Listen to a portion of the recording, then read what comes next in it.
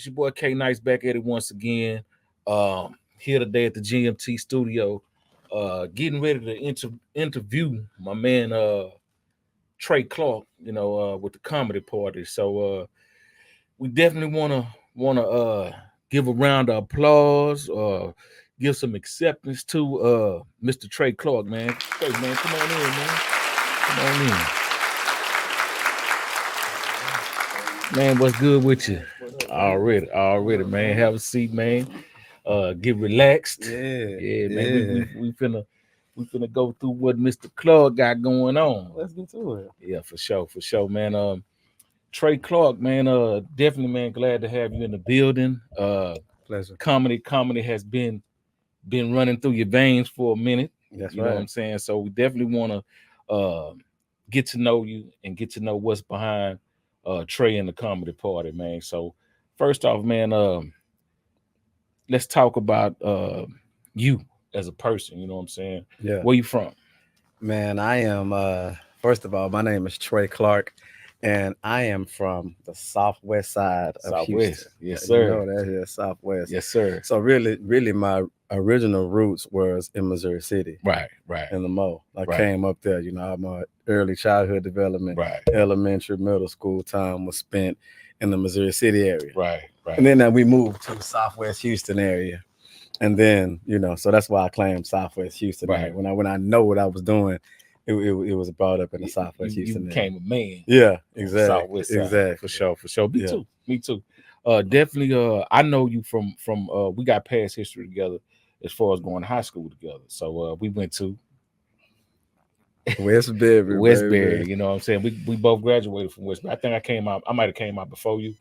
Yeah, y'all paid away for me. Yeah. I might have came out before you. But I remember you playing ball. For sure. I remember you playing. Boy, you was cold with that ball too. That was my first love. Yeah, everybody know that was my basketball. first love. That boy was cold with that ball. Yeah, that was my first love, man. Yeah, you was like a little Jordan, huh? I don't know. I would Was like you to dunking? think Was so. you dunking then? No, I really wasn't dunking. But you my three. game. I know you was threes and pushing that ball through them nets. Yeah, my game was under the rim. Yeah. You know what I mean? Yeah. I was dribbling, I was passing the ball, Yeah. scoring every now and then. But mine was under the rim. Oh, for sure. But for Westbury, I didn't know what I was walking into when I was young. Right. You know what I mean? Right. I walked into a school that just built my character all the way around. For sure. For sure. It taught me what to do, what not to do, Yeah. who to be around, who not to be around. Yeah. So, everybody be like trying to, say Westbury was like a baby East Side High. Right. But right. I say that school that taught me a lot. It gave me some bumps and bruises and some real live experience. Westbury, a lot of people might underestimate that Westbury, but no, they tried. Man, look, when I tell you, boy, it was some real.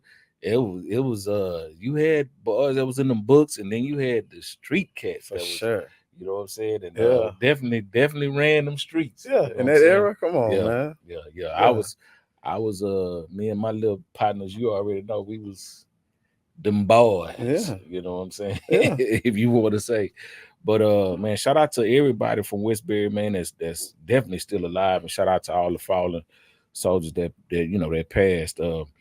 When you got to Westbury and you started playing basketball, did that open up a floodgate of things for you as far as opportunities? It did.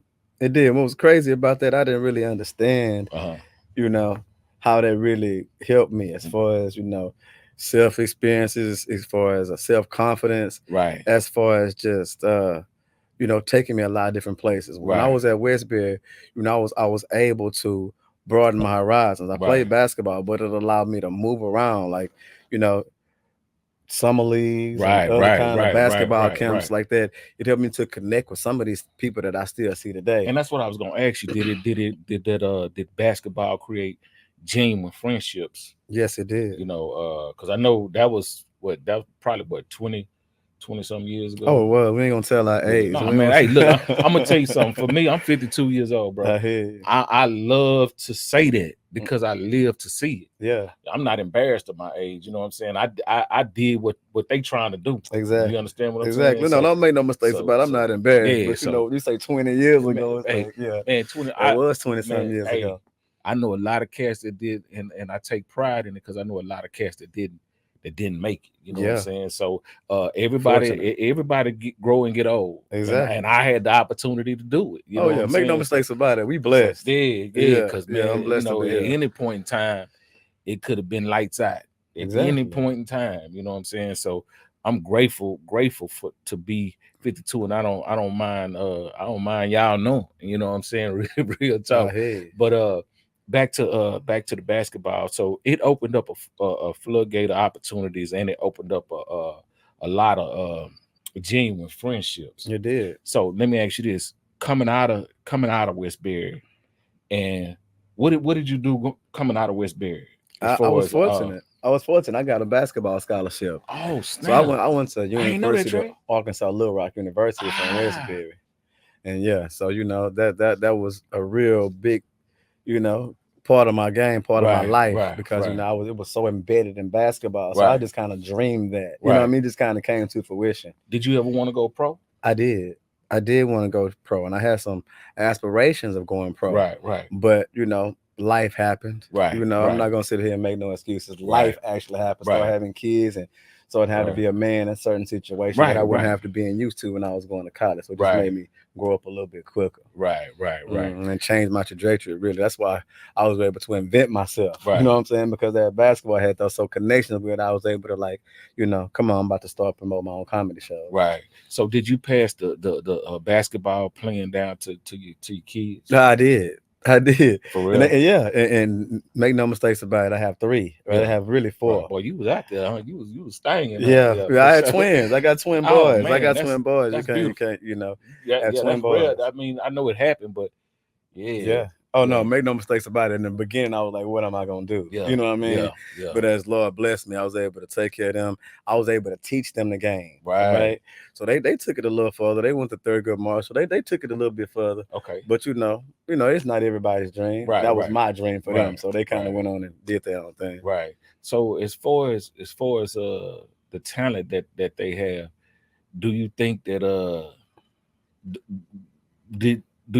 were you forcing your talent as a parent on them? Was you forcing the talent on them? For sure, no doubt. Yeah, that was every day. You know what I'm saying? I said, you don't get your handles right, you don't get your jumper right. You know, but that was me just trying to live applying the pressure, that fatherly pressure. Exactly. Yeah, and it was good for them, you know, because they could have been doing tons of other things. Right. You know, but I had their attention in that way. Right. It just didn't go like I wanted to. They had another life for themselves. Right. So did it kind of hurt you a little bit that because I know basketball was your world, and you got parents, and the reason why I'm asking you this, you know, what's crazy? Let me say this. You know what's crazy about basketball right now?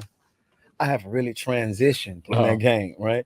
From a player to now on my little side hustles, I'm out there refereeing basketball games. You know what I'm saying? So it's just a part of me. I try to stay closer to the game. So you got love for the game. I got love for that game. Can't get away. Yeah. You like me in this media stuff. Exactly. I gotta do it. I gotta pick up a camera. I gotta be doing something with this media. You know what I'm saying? So and I apply that same thing to comedy right now. You know what I mean? The hustle, the practice, the facing my fears. You know, I've had a lot of that stuff. You know what I mean? That I had to overcome. So I'll put that as far as, you know, think about how I was when I was practicing basketball, when it was just me in that driveway, just working on my handle, just me out there working on my left hand. And now I apply that to comedy. You know what I mean? So it's like they go hand in hand for me. So transitioning from basketball. So you played basketball until you seen a different lane that you wanted to step into. I stayed 5'7". You know what I'm saying? I stayed 5'7". Everybody else kept on shooting up. So that kind of, you know, even though I had heart and I had game, it kind of just, you know, the bigger guards, the game became more physical. And hey, you gotta have that weight, you gotta have that height. So going into transitioning into the comedy lane, what made you go from basketball to comedy? Well, it's a multitude of things. Okay. So, you know, from there, I had been promoting clubs, promoting groups. If you can recall back in the game, Dirty Rose. So I was promoting groups, right? And I was promoting clubs out here. So I wouldn't say that got dry. You know, it makes sense now though, because I remember Dirty Rose was live. Yeah, that was a nice. They remind me of Jodeci kind of like a Jodeci feel. Mm-hmm. There was 3 of them, right? That's right. Yeah. That's right. Shout out to Chase. Shout out to Zan. Shout out to them boys. Yeah. Man. Yeah. Yeah. So it was that, that's what I was doing. I was pushing that music. Mm-hmm. And I went to one comedy show. Right. Right. Like I would say local. You may call it undeveloped. Right. But it was a comedy show. Right. It was funny that day, right? Right. And a light came on. In my mind, like comedy is a form of entertainment. It's a relevant form of entertainment. Right. It's a historical form of entertainment. Right. So I decided that I was going to produce my own shows. And it just came in my sleep one day. I called my brother one day and I said, Troy, I'm about to start producing comedy shows. He like my lighter. He like, Troy, you can do anything you want to do, man. Sure. And after that, man, I took that information and it just seemed like that stuff just started building itself. Right. I just manifested it. Right. Well, and also with that being said, I wanted to add a little twist on my shows, right? So I wanted to involve all the arts, right? So I know I slay my slogan all the time: live comedy, live art, live music. Okay. Because it's a multitude of arts in there.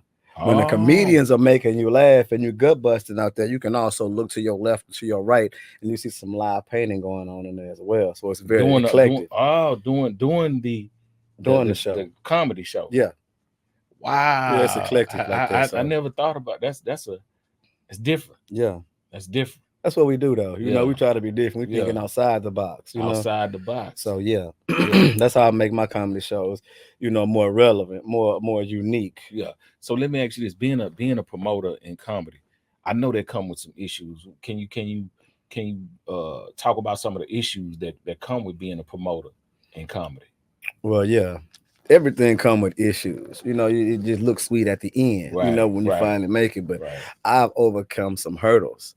So what's one of the main hurdles that you overcame and you was like, damn, I never want to go through that one again. Oh, I learned from that one, and that one pushed me to be this much higher.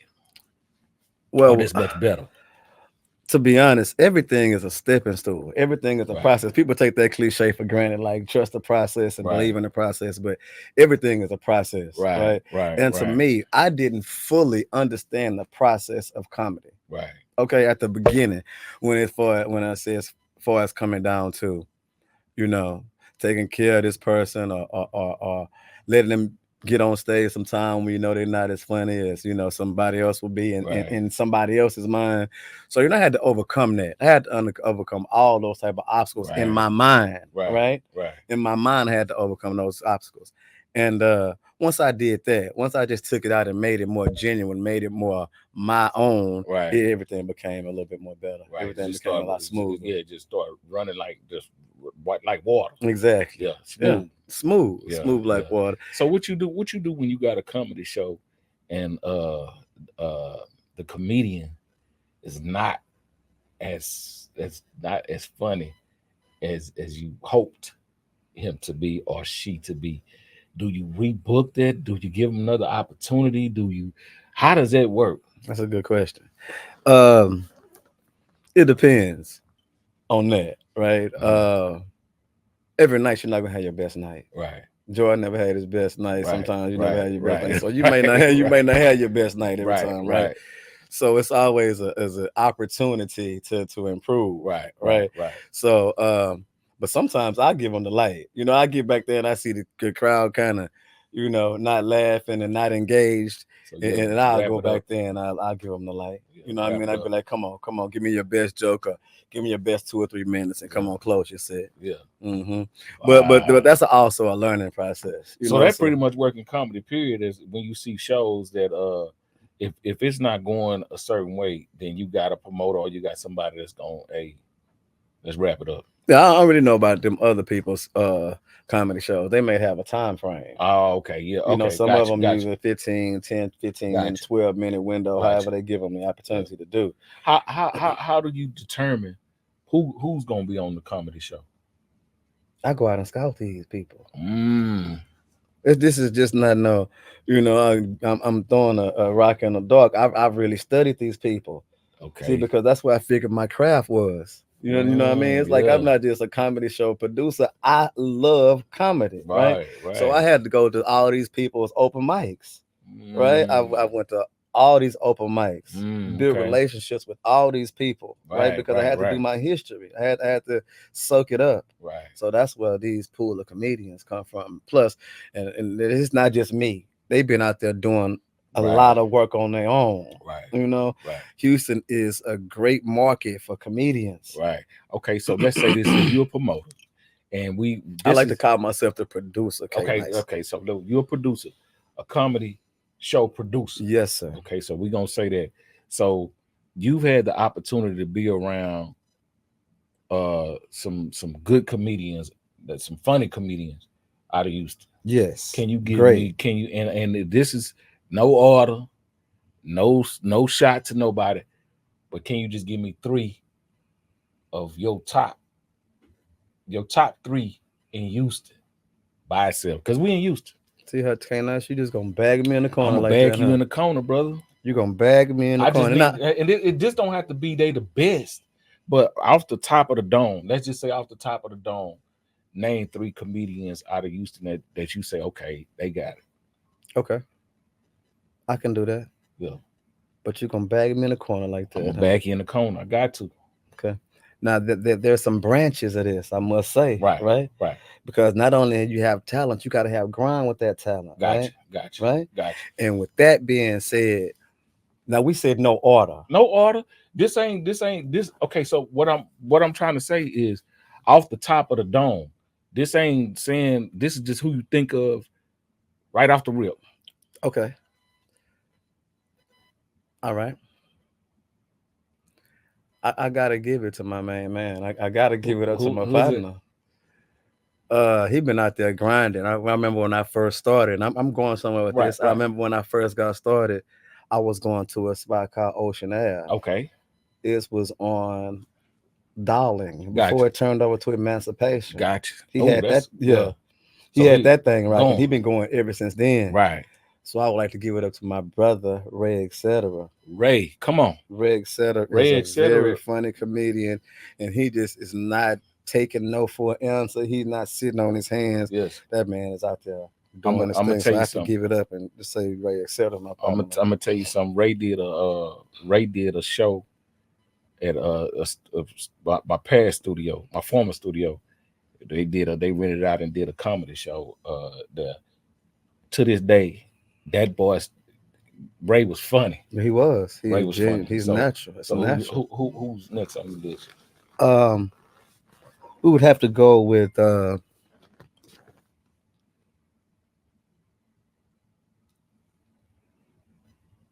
Daryl. Oh, come on. Go with my homeboy Lil Daryl. Yeah. Come on, I'm with you. I'm talking about some funny people, man. Yeah. These guys are just naturally, hilariously funny. We're talking about Ray Etc. Then we're talking about Lil Daryl. Yeah. And we said no order, right? No order. And I gotta give it up for my main man, Terry Grossman. Come on, Grossman. You know what I mean? Yes, sir. I gotta give it up to my main man Grossman, and that's just 3, but it is several. But it's so my mind is just going off the chain, saying that, and I don't want to forget nobody. Yeah, but you know what I'm saying? We can go with MC Lotto, we can go to that damn Monty, we can go to all these people that's very funny. That's at the top of my mind. For sure. And then, like I say, this wasn't about naming just the top. You know what I'm saying? I just want to throw some comedians out there that you work with, that you feel, hey man. They got something. And I only limited to 3. I could have said 10. Yeah. And I'd have still been rambling. That's how much H-Town has to offer. It's a lot of funny comedians coming out of H-Town. So I definitely. So you see why I made my transition to my thought process a little bit like Trey just push go. Yeah. Right? Because the lane, what I saw, it was like, what? Yeah. You know what I mean? It was like this comedy out here in H-Town like that. I'm talking about years ago when I thought about that, right? Right. And now still to this day, we still providing the laughter. Right. So it just has my mind and it has my ambition. It just has me on go. So you said let's talk about pushing through. Come on. Because I know you started in 2018. 2018. COVID came. Let's talk about the push through COVID. All right. Let's talk about friendships. Let's talk about things that happen that threw you off your pivot, that then you jump back on your pivot. Talk about it. Let's talk about it. COVID was a mug, wasn't it? Oh, for sure. COVID I'm was still a mug. I'm still trying to adjust. I know that hurt us hard, man. Yeah. So prior to COVID, I was doing comedy. I was producing comedy shows, but I was producing it under my bail bond company. Right. I remember that. Right. So it was House of Free Bail Bonds. Trey Clark presents. Right. A comedy show. Right. Okay. So I started doing shows then. And then one of my close friends. Now the story of that is, I remember just pacing back and forth in my apartment, right? Just going back and forth, asking God just to show me a lane that I can be productive at, or I can give to Houston. I can provide some laughter, some relief, right? Right. So I called one of my friends, a good friend of mine right now, I consider my brother, my man Keto. You know what I'm saying? Yeah, Keto. for sure. Yeah, I called Keto Gentry up. And a few times he said, man, that ain't me. You know what I'm saying? I'm promoting the livest parties in Houston. That ain't me. Right. You know what I mean? It never tarnished our relationship. It never, made me upset about it. He was never upset. He was just like, I'm in my own lane right now. Right. You can't be mad at. I wasn't. Yeah, no. That's my friend. So then after that, May 18th was a collaboration process that happened between him and I. Okay. All right. So that was a Mother's Day. I remember this so very vividly. That was a Mother's Day. Right. Okay. And it was on Richmond and Fountainview at this place called the View Lounge back then. Right there, right across Prospect Park, all that right there, right? And we did that. We did that thing for a year straight. He finally said, Trey, I'll do it with you. Yeah. It was Mother's Day. We did it. It was a smash. And we kept on doing it. Okay. And then we decided to move it. Right. So we moved it. The Third Ward, we moved it to Faces. Right. Faces. Yeah. First time we had done that. Right. We moved it to Faces. And we did it on a Thursday. Gotcha. Every Thursday was nice. Right. And then the pandemic hit. And when the pandemic hit, it had everybody. It started going in disarray. Like, everybody's coming out with podcasts, everybody's coming out virally. They're trying to keep it cracking. Right. So I didn't really know what direction I was going to be going in at that time. Right. I knew I still had belief in comedy. I still knew I wanted to be a producer, but I didn't know which way to take it. Right. And after that, I just started push and go. I just started doing it. Just out there. I just believe in myself. If this work, it work. If it don't work, switch it. Exactly. Pivot to something else. No losing. Gotcha. Only experiences. I like that. Yeah. I like no losings, no experiences. Yeah. So I did it, and hey, it was some dark days. Yeah. Days with 3 people there. Yeah. Days with 1 person there. Days when comedians saying, "Where my money at?" and they ain't made no money. You know what I'm saying? Yeah. It got kind of up and down. It got kind of testy. So in those situations where people don't show up, because I know that this is ticket based. Yeah. Right. Yeah. So entry based. So if the ticket's not moving, then the comedians got to understand that the tickets ain't what they are. So. No, that ain't the game. That's not. No. Oh, okay. So no, that ain't the game. Okay. And that's another hurdle I had to cross. And see, that's what that's why I want to talk about. Yeah, I had to cross that hurdle too, because I'm believing in myself. I'm going with my muscle, right? But then I wasn't even thinking about this place is being empty because I'm putting so much time, so much money into it. Right. So then when it started being dry, both of us were looking at each other like, so Trey, where my money at, Trey? Yeah, comedian. And I'm looking like, man, hey, listen, I gotta keep on going. You see, ain't nobody here right now. Yeah. Hey, it's a process. People see the ending of it and think he been doing that for a while. Yeah. But I've been doing it for a while, going through all these times where it's been some gloomy days. Yeah. You know what I mean? Yeah. And so you just had to suck it up and just deal with it. Yeah. Well, I had to deal with that. And some of them comedians was kind of tough on me. Yeah. You know what I mean? Where my money at, Trey? I'm like, hey. You know what I mean? Nothing from nothing is nothing. Yeah. And I get it. I'm not in the promoting business. I've never been a promoter, but I can, I guess, relate relate to it, because when it's dry, it's just dry. You know what I'm saying? And that's just the way that it is. Now, let me say this though. The craft of comedy, you got to pay for it. Yeah. You got to pay for it. Yeah. You know what I mean? You got to pay for it. Yeah. They got to drive. They got gas money. People got gas money. People got bills. People got and they not just funny because they naturally funny. People spend time on their craft, trying to develop their sets, trying to develop their timing. You know what I mean? So that's what I had to really understand. And you know what? I didn't know.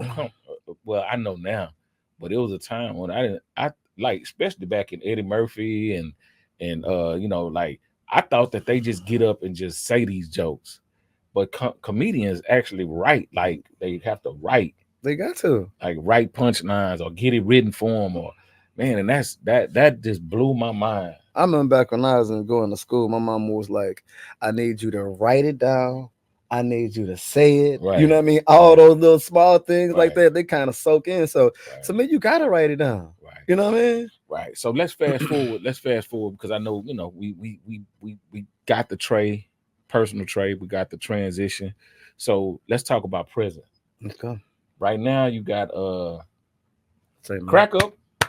Crack Ups and Crawfish. It's the first annual Crack Up and Crawfish edition. Okay, so you did it before. Yeah. So now it's the annual. It's the first annual. Bringing it back. Bringing it right back. So let's talk about some history in that. You want to talk about that? Yeah, let's talk about it. I've been doing comedy shows all over Houston. Right. I mean, all over Houston, from Missouri City to Midtown. Right. To the Heights area. Right. Right. We've been doing it all over Houston. Right. So with the Crack Ups and Crawfish edition, I kind of wanted to take it back to the home of Houston, the historical Third Ward area. Okay. Right? Yeah. So my slogan on that is Trey Clark at the Trey Bar in Third Ward. The Trey Bar. Okay. Yeah. So it's at the Trey Bar. Yeah. And that's at the corner of Blodgett and Ennis. Yeah. Gotcha. It's real dope, man. And that's a nice spot too. Oh, it's real nice. And that's it's a nice very spot. Very intimate location, very calm. It's for adults. Yeah, it's in the hood. Let me just say that out top. It's for adults. Yeah, it's in the hood. It's in the hood. Which brings to me, like, you know what I mean? I want to be around my people. Yeah. You know what I mean? By TSU. Yeah. You know what I'm saying? So Blodgett and Ennis, y'all make sure y'all, what day is it? That's June 29th. Hold on. June 29th is the Crack Ups and Crawfish edition going down at the Trey Bar. Okay. Trey Bar. So come laugh, come have a drink, come crack over some crawfish. Yeah. So it's gonna be music going. Provided by my main man, DJ Brasco. Come on, Brasco. For sure. You don't get no better than that, man. And then you got a lineup of comedians. Funny comedians. Shout out to AD Hodge. Oh man, he's been doing this thing for a while out here. Right. And he's gonna bless the comedy party that night, and you guys are in for a treat, along with the very funny, the very pretty Corliss. Hey, she's very funny. Like, I can't say nothing else about her. Right. She just is the full body of female funny. Female funny. Come on. And I love the female comedians too. So she's gonna get up there and do her thing too for the Crack Ups and Crawfish. And then you got other comedians coming. Oh also. Yeah, for sure. Yeah. You know, to open up the kind of the doors open at 8. Okay. I say the show started around 8:30, but this show starts about 8:30, 8:45. Okay. So get your seats now. Yeah. Because it's gonna be a nice show. I don't know what else to say, man. Come support these comedians. Come support the comedy party, because we here to stay. For sure. So that's this coming Saturday. That's this Saturday, and just say that we do it every other Saturday. Okay. So it's twice a month at the Trey Bar. Okay. We're doing it twice a month. So. Okay. All right. That's how we doing it, man. That's how we doing it. Comedy is something that historically is like embedded. I remember back in the game, and I don't know what brought this about, but I remember back in the game when Def Comedy Jam was coming on. You remember that? Well, yeah, for sure. I had that thing on my time clock. I'm like, it's 7 o'clock. Let me had VHS tapes. Yeah, recorded them. We telling our age, definitely telling our age. VHS tapes. We had the VHS tapes, and we was recording that thing, man. And you didn't want to miss it. You didn't want to miss it. It was the talk of school the next day. It was the talk on the bus. It was, you know what I'm saying? So definitely. Yeah, that comedy, that Def Comedy Jam opened up, man. It made people want to do a whole bunch. And then you seen our people doing it. Exactly. You know what I'm saying? Exactly. And then you seen it was it wasn't it was up and coming comics. Exactly. It wasn't. You don't know about no Bernie Mac. Yeah. Bernie Mac, you knew who Martin was because he was out there doing movies. But yeah, you didn't know all them people. Yeah. Even Chris Tucker. Chris Tucker. All of them. When I first seen Chris Tucker. DLU. Oh man, so that's the whole thing. Yeah. That's how I put in my mind, that I want my shows to look, I want my shows to feel. It was all about fashion, it was all about comedy, it was just that whole thing. You know what I mean? And that's what I like to present to these people, and just bring them laugh. I love to see people having a good time. Love people to be laughing. I love to see people laughing. I love to see people having a good time. It's just I love that, man. And then at this time right now, where mental health and all these issues are coming about. We need that. Yeah. We need to laugh. We need to laugh and get that stuff out. Go home, boy. That boy was funny than a mug. You know? Yeah. Oh, she was funny as a mug. It definitely bring the stress levels down. Won't it? Yeah. So that's my whole thing. I see you got some promo material with you, or you got some product with you. You want to show some of that product? Oh yeah, man. I gotta represent my brand, man. It's the Comedy Party hats we have here. We have different colors, different varieties. They'll be on sale at the Comedy Party. See that boy? Yes, sir. Yeah, y'all make sure y'all check that boy. That's the logo. That's that logo. You know what I'm saying? Y'all make sure y'all check that out. When y'all see that, y'all think of that slogan: live comedy, live art, and live music. So it'll be art there. Oh yeah. This Saturday provided by my main man D Jello. Come on. Yeah, he's in hand paintings is what he provides. Gotcha. So he up there, Picasso while we up there on stage. Right? The comedians are up there on stage. So do you host the shows? Or? I do. Okay. You don't want to talk about facing your fears, do you? We got time to talk about facing my fears. Real quick. Come on. I had to face my fears when it came down to this business. Hosting. Yeah. Because I had a little stage fright in the beginning. Yeah, you have to become a character. You do, don't you? You have to soak it all up. Yeah. So when I say I face my fears, man, I used to have a host, right? Yeah. Hosting, which might have even been funnier than what it is at this point, but what a host, right? But I decided, right, that I was gonna host a show. Right. And I just really just pumping the comedians up, gassing them up, and bringing them to the stage. Right. That's what it is. So I just want to talk a little about facing your fears. If you out there and you scared to do something, just going on and jump, man, you'll feel the reward later on. Right. Yeah. Right. Well, Trey, man, I'm gonna tell you this, man.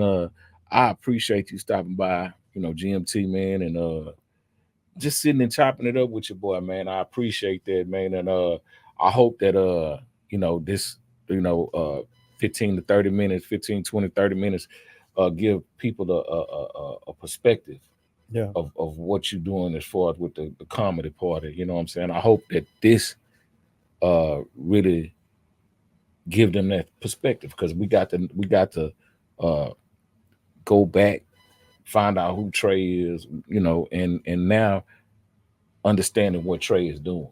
You know what I'm saying? So again, you want to promote your comedy show for this coming Saturday? I would love to. Appreciate it. Yeah. Appreciate it, K-Nice. Listen, each and every one of y'all, will y'all please come out to the Comedy Party this Saturday night, June 29th. It's the first annual Crack Ups and Crawfish edition. And come on, laugh. Come on, share, laugh. Come on, share, drink. Come on outside and just experience the Comedy Party and all of its vibes. My vision, and I know y'all getting tired of my slogan, but I must repeat, my vision is live comedy, live art, and live music. We call that the Comedy Party, and I would love to see you guys there. Well, on that note, we're going to get up, and we're going to walk out, and hey, y'all make sure y'all make it to the comedy show, the Comedy Party, Saturday night. This coming Saturday, man. Y'all make sure y'all make y'all way out. It's going down, man. Houston, man. Shout out to you, Trey. Oh, my brother. My brother. I'm hanging out Nothing but love. I appreciate you, man. Shout out AD Hudge. Shout out Corliss. And we're going to rock that, man. Already. But shoot, we're going to make this exit, man. Y'all good, man. And we'll talk to y'all later. It's the Comedy Party, baby.